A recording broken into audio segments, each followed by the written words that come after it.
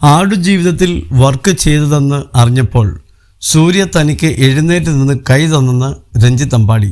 കങ്കുവ സെറ്റിൽ വെച്ച് സൂര്യയോട് താൻ ആടുജീവിതത്തിൽ വർക്ക് ചെയ്തതെന്ന് പറഞ്ഞപ്പോൾ അദ്ദേഹം മിസ് ചെയ്ത പടമാണെന്ന് പറഞ്ഞെന്നും രഞ്ജിത്ത് അമ്പാടി കൂട്ടിച്ചേർത്തു.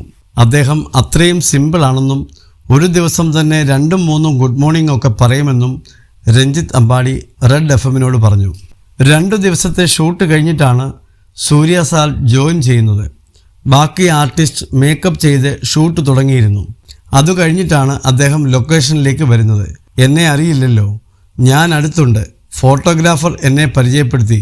മേക്കപ്പ് ആർട്ടിസ്റ്റാണ്, ചീഫാണെന്ന് പറഞ്ഞു. അപ്പോൾ തന്നെ ഇരുന്ന സ്റ്റോളിൽ നിന്ന് എഴുന്നേറ്റ് ഷേക്ക് ഹാൻഡ് തന്നു. ഞാൻ ആലോചിച്ചു, ഇത്രയും സിമ്പിളാണോ എന്ന്. ആ സമയത്താണ് ആടുജീവിതത്തിൻ്റെ ലീക്ക് എന്ന ട്രെയിലർ ഇറങ്ങുന്നത്.